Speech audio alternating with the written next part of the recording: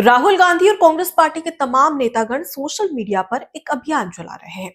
इस अभियान के तहत 272 पूर्व सैन्य अधिकारी, पूर्व जज, पूर्व आईएएस आईपीएस अधिकारी और उसके साथ ही पूर्व राजदूत समेत तमाम जो प्रतिष्ठित लोग हैं, उनके खिलाफ एक अभियान चलाया जा रहा है, जिसमें इन तमाम प्रतिष्ठित लोगों को नमूने, नगीने, छिछोरा कहकर कहा जा रहा है। अब इससे इनकी प्रतिष्ठा दांव पर लगी है। साथ ही साथ जो कांग्रेस पार्टी है वो इन तमाम 272 प्रतिष्ठित लोग हैं उनकी छवि को धूमिल कर रही है। दरअसल कांग्रेस पार्टी ने एक अभियान छेड़ा है। क्या है इस अभियान का मुख्य उद्देश्य और उसके साथ ही ये अभियान कैसे कांग्रेस पार्टी पर, राहुल गांधी पर हावी होता नजर आ रहा है, आज इसी पर बात करेंगे विस्तार से। नमस्कार, मैं हूं आपके साथ अनुपमा खोबरे और आप देख रहे हैं एबीसी न्यूज। दरअसल राहुल गांधी अक्सर पूरे देश भर में वोट चोरी का ढिंढोरा पीट रहे हैं। राहुल गांधी जो बिहार इलेक्शन से कुछ समय पहले ही, जब चुनाव होता है उससे ठीक एक दिन पहले वो प्रेस कॉन्फ्रेंस करते हैं और इस दौरान बताते हैं कि किस तरीके से वोट चोरी हो रही है। वो तमाम चीजें पेश करते हैं जिसके बाद हलचल मच जाती है।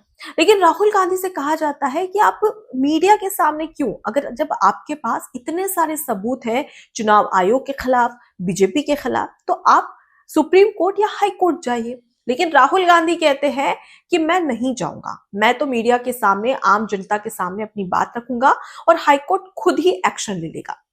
अगर आपके पास सबूत है और आप किसी की शिकायत कह रहे हैं, वो भी सबूतों के साथ, तो आपको हाई कोर्ट या सुप्रीम कोर्ट पहुंचना चाहिए, वहां का दरवाजा खटखटाना चाहिए। लेकिन राहुल गांधी ऐसा नहीं कर रहे हैं। क्यों? ये आप भी बहुत अच्छे तरीके से जानते हैं कि किस तरीके से वोट चोरी का जो फेक एजेंडा है वो राहुल गांधी पूरे देश में चलाते नजर आ रहे हैं। इसे बिहार की जनता ने तो साफ तौर पर नकार दिया, तभी तो कांग्रेस 6 सीटों पर ही सिमट कर रह गई। क्योंकि बिहार में वोटिंग से ठीक एक दिन पहले राहुल गांधी प्रेस कॉन्फ्रेंस करते हैं और बताते हैं कि किस तरीके से वोट चोरी हो रही है। लेकिन उसके बाद जब नतीजे सामने आते हैं तो साफ तौर पर पता चलता है कि एनडीए की 202 सीटों के साथ प्रचंड सरकार बन रही है।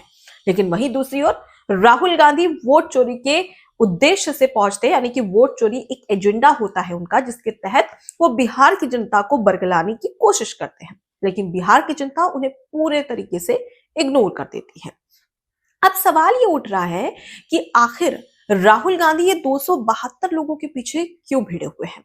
दरअसल राहुल गांधी के साथ ही तमाम जो कांग्रेस पार्टी है, उन्होंने इन तमाम प्रतिष्ठित लोगों पर गंभीर आरोप लगाए हैं। दरअसल ये कहना है कि जो तमाम 272 लोग हैं जो कि पूर्व सैन्य अधिकारी है और उसके साथ ही तमाम जो पूर्व आईएएस आईपीएस अधिकारी है, ये सभी वोट चोरी और चुनाव आयोग को लेकर जो राहुल गांधी के खिलाफ उन्होंने पत्र लिखा था और इसी को अब यहाँ पर कांग्रेस पार्टी ने अपना एक एजेंडा बना दिया है। उनका कहना है कि ये सभी बीजेपी से जुड़े हुए हैं, या तो संघ से जुड़े हुए हैं, या फिर बहुत सारे ऐसे तमाम जो बड़े भ्रष्टाचार हैं उसमें संलिप्त हैं, जिसके तहत अपने आप को बचाने के लिए वो राहुल गांधी वोट चोरी के खिलाफ इस तरीके से पत्र लिख रहे हैं, राहुल गांधी के खिलाफ इस तरीके से पत्र लिख रहे हैं। अब इसके तहत सोशल मीडिया पर कांग्रेस पार्टी अपने ही तौर पर खुलासे भी कर रही है, जिसमें कभी किसी पर भ्रष्टाचार का आरोप लगा दिया जाता है, कभी कोई पूर्व सैन्य अधिकारी है, उनके ऊपर साफ तौर पर आरोप लगा दिया जाता है कि ये तो बीजेपी के एजेंट है। अब सबसे बड़ी बात कि अगर 272 लोग क्यों, इसमें आप या हम भी हो सकते हैं, मतलब कि तमाम जो लोग हैं वो भी हो सकते हैं जो वोट चोरी को लेकर अपनी राय रख सकते हैं। अगर इस देश की आवाम है, इस देश की जनता है, वो अपनी राय रख सकती है। जैसे राहुल गांधी वोट चोरी की बात कहते हैं, वैसे अगर बीजेपी के किसी नेता की बात कर ले तो वो इसे नकार देते हैं। क्यों? क्योंकि साफ तौर पर वोट चोरी का जो ये एजेंडा है वो ठीक तरीके से बैठ नहीं पा रहा है, इसलिए तो हाई कोर्ट और सुप्रीम कोर्ट से राहुल गांधी परहेज कर रहे हैं। ठीक ऐसे में आम जनता भी अपनी राय रख सकती है। उसके साथ ही हम भी जो देश के नागरिक हैं वो इन तमाम मुद्दों को लेकर अपनी राय रख सकते हैं। क्या सोशल मीडिया पर अपनी राय रखना, अपना ओपिनियन देना, क्या ये करार देता है कि वो बीजेपी का एजेंट हो सकता है, या बहुत बड़ा भ्रष्टाचारी हो सकता है, या फिर वो आरएसएस के करीब है या बीजेपी के करीब है? यहाँ पर राहुल गांधी और तमाम जो कांग्रेस के दिग्गज नेता है, वो सोशल मीडिया पर इन लोगों को, जो पूर्व सैन्य अधिकारी है, जो बड़ी बड़ी पोस्ट पर रह चुके हैं, और उसके साथ ही साथ कई ऐसे प्रतिष्ठित लोग हैं, उन्हें छिचोरा कहा जा रहा है, उन्हें एक तरीके से बीजेपी का दलाल कहा जा रहा है, नगीना कहा जा रहा है। कितनी शर्म की बात है कि अपना एजेंडा ठीक करने के लिए और अपना उद्देश्य पूरा करने के लिए तमाम जो प्रतिष्ठित लोग हैं उनकी छवि को धूमिल किया जा रहा है। हालांकि आपको यहाँ पर यह भी बता दें कि कुछ ऐसे भी लोग हैं जिसका एक बायोडेटा कांग्रेस ने तैयार किया, जिसमें यह बताया गया कि किस तरीके से भ्रष्टाचार में संलिप्त है।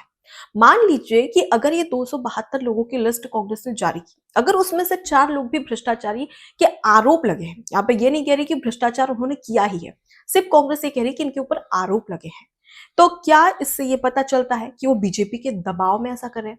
बीजेपी एक ऐसी पार्टी जिसके पास में क्या इतना काम होगा कि वो एक एक लोगों को पकड़े और उन्हें बोले कि तुम्हारे ऊपर भ्रष्टाचार का आरोप है, और तुम्हें, अगर तुमने बीजेपी के पक्ष में और कांग्रेस के खिलाफ, यानी कि कांग्रेस के विपक्ष में अगर कोई ट्वीट नहीं किया, सोशल मीडिया पर अपनी राय नहीं रखी, तो तुम्हें भ्रष्टाचार में संलिप्त कर तुम्हें गिरफ्तार कर लिया जाएगा। मतलब ये बच्चों वाली बात होती है जो कांग्रेस पार्टी के दिमाग में भरी हुई है, जिसके तहत कांग्रेस पार्टी के दिग्गज नेता राहुल गांधी और तमाम जो नेता है वो सोशल मीडिया पर यही अभियान, यानी कि एक तरीके से कहा जा सकता है कि एक बेतुका अभियान चलाया जा रहा है, जिसका कोई सिर पैर हाथ कुछ नहीं है, लेकिन फिर भी हमें ये अभियान चलाना है। मतलब अब तक राहुल गांधी बीजेपी के पीछे पड़े थे, समझ में आता है, आरएसएस के पीछे पड़े हैं, समझ में आता है, उसके साथ ही चुनाव आयोग के खिलाफ आप बोल रहे हैं, अच्छी बात है, आप विपक्ष में हैं और आप अगर चाहते हैं कि सच सामने आए तो सबूत पेश कर दीजिए। लेकिन वो लोग जो कि जनता, इस देश की आवाम के तौर पर सोशल मीडिया पर सिर्फ अपनी राय रख रहे हैं, अपना ओपिनियन दे रहे हैं, उन्हें आप ये कह रहे हैं कि ये तो बीजेपी के एजेंट है, ये तो बीजेपी के लिए काम करते हैं, ये तो भ्रष्टाचार के आरोप इन पर लगे थे, इस वजह से बचने के लिए बीजेपी का गुणगान कर रहे हैं। ये कितनी शर्म की बात है। अगर कल को आप भी अगर सोशल मीडिया पर कोई पोस्ट कर दो और कांग्रेस को पता चल जाए कि इसने हमारे खिलाफ पोस्ट किया है, तो उस दौरान आपको भी उठाकर सोशल मीडिया पर अपने पेज पर ही चिपका देंगे और कहेंगे कि बीजेपी का एजेंट है। अब सबसे बड़ी बात कि कांग्रेस पार्टी, जिन्हें कहा जाता है कि आप सबूत पेश करिए, वोट चोरी की अगर आप बात कह रहे हैं, अगर आप ये कह रहे हैं कि चुनाव आयोग अगर वोट चोरी करवा रहा है, अगर आपके पास ये सबूत है, तो आप कोर्ट चले जाइए। इससे पहले अगर हम बात करें बिहार चुनाव की, तो बिहार में सीधे तौर पर ये जो वोट चोरी का राहुल गांधी का मुद्दा था, क्योंकि राहुल गांधी ने बिहार में ही वोटर अधिकार यात्रा भी शुरू की थी, और उसके बाद में रिजल्ट हम सबके सामने है, यानी कि बिहार ने राहुल गांधी को सीधे तौर पर नकार दिया था। क्यों? आप जमीनी स्तर पर मेहनत करते नहीं हैं, आप आधे से ज्यादा समय विदेशी दौरे पर रहते हैं, विदेशी यात्राओं में व्यस्त रहते हैं।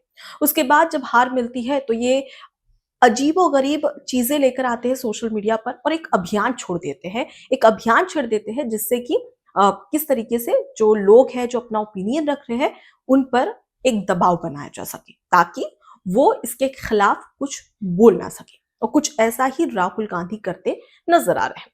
और सबसे बड़ी बात कि राहुल गांधी वोट चोरी की बात करते हैं, महागठबंधन में अगर हम आरजेडी की बात करें, तेजस्वी यादव की, उन्होंने कभी ये नहीं कहा कि वोट चोरी हो रही है, सबूत पेश करे, या उसके खिलाफ बहुत ज्यादा बयान दिए हो। दूसरी बात, अगर हम अखिलेश यादव की बात करें या फिर इंडी गठबंधन की मैं यहाँ पर बात कर रही हूँ, जो अखिलेश यादव की बात करें या फिर तृणमूल में ममता बनर्जी की बात करें या शिवसेना उद्धव ठाकरे गुट की बात करें, ये तमाम ऐसे लोग हैं जिन्होंने कभी वोट चोरी को लेकर एक ये नहीं कहा कि राहुल गांधी का पक्ष लिया हो, या राहुल गांधी के साथ में खड़े हुए हो और ये कहा कि बिहार में वोट चोरी हुई है, जिसके चलते बीजेपी की या एनडीए की सरकार बनी है। अब ऐसे में पहले आप खुद जिस गठबंधन में, उन लोगों को तो अपने सपोर्ट में लीजिए, वो आपके खिलाफ एक बयान दे रहे हैं और कई सारी चीजें ऐसे कह रहे हैं कि अगर हार जीत हुई है तो इसे सीख लेना चाहिए। कुछ नीतीश कुमार को, एनडीए सरकार को, ढेर सारे ऐसे नेता हैं इंडी गठबंधन के, यहाँ पे प्रियंका चतुर्वेदी की बात कर रही हूँ, जो कि शिवसेना उद्धव गुट की सांसद है, वो खुद यहाँ पर नीतीश कुमार को बधाई दे रही हैं। उसके अलावा तृणमूल से अगर हम शत्रुघ्न सिन्हा की बात करें, जो कि तृणमूल से सांसद हैं, वो खुद भी नीतीश कुमार को ढेर सारी बधाइयां दे चुके हैं और खुले दिल से उनका स्वागत कर रहे हैं, उनकी जमकर तारीफ कर रहे हैं और उन्हें अब तक बिहार का सबसे सफल मुख्यमंत्री करार दे रहे हैं। ये सभी इंडी गठबंधन में है राहुल गांधी के साथ। वो आखिर ऐसा क्यों कर रहे हैं? वहीं पर अगर हम कश्मीर के मुख्यमंत्री की बात करें, उमर अब्दुल्ला, वो खुद भी यही बात कह रहे हैं कि बिहार की हार को लेकर मुझे कश्मीर में जो उपचुनाव हुआ था, उसका उतना दुःख नहीं हो रहा है। उन नतीजों को देखकर उतना दुःख नहीं हो रहा है। वो खुद कह रहे हैं, वो यहाँ पर वोट चोरी की बात नहीं कर रहे हैं। तो पहले अगर आप जनता को ये बताना चाहते हैं कि वोट चोरी हो रही है, तो सबसे पहले इंडी गठबंधन के नेताओं को तो सपोर्ट में लीजिए। उसके साथ ही हाई कोर्ट या जो सुप्रीम कोर्ट है उसका दरवाजा खटखटाइए। आप सिर्फ जनता के पास जाते हैं और कह देते हैं वोट चोरी हो रही है। लेकिन जनता जब अपनी राय रखती है तो उन्हें करार दे दिया जाता है कि ये तो बीजेपी का एजेंट है। और कुछ ऐसा ही हो रहा है, जिसके तहत अब सोशल मीडिया पर एक अभियान छेड़ दिया गया है। ये जो 272 लोगों की तस्वीरें कांग्रेस दिखा रही है, इसमें 123 पूर्व सैन्य अधिकारी हैं। अब जरा सोचिए कि किस तरीके से कांग्रेस अपनी राजनीति के लिए तमाम जो लोग हैं जिन्होंने कड़ी मेहनत करके इस देश की रक्षा की है, अपना सब कुछ न्योछावर करके उन पर सवालिया निशान खड़े किए जा रहे हैं और उन्हें ये कहा जा रहा है कि ये तो बीजेपी के एजेंट है। अब ऐसे में बेहद ही शर्मनाक यहाँ पर हरकत कह सकते हैं कांग्रेस पार्टी की, राहुल गांधी की, जो कि अब उन्हीं पर भारी पड़ती हुई नजर आ रही है। फिलहाल इस पूरे मुद्दे पर अपनी राय जरूर रखिएगा। नमस्कार। एबीसी हिंदी न्यूज आज ही जुड़िए हर खबर के साथ